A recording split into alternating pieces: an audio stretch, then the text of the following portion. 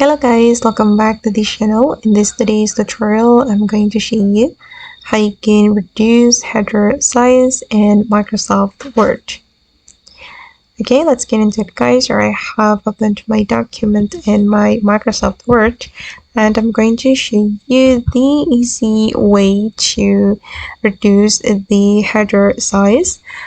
First of all guys, you can double click on the header like this, and then you can go to the ruler here, and then you just need to drag the ruler to change the size. If you want to reduce the size of the header, you just need to move it up like this, or you can make it bigger.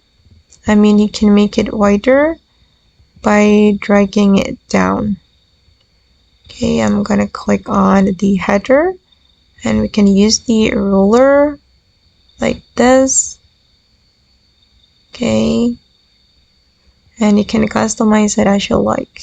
I'm just going to reduce the header. Okay guys, and that's all the way to reduce the header size in Microsoft Word. I hope this tutorial will be useful for you. Thank you so much for watching and bye.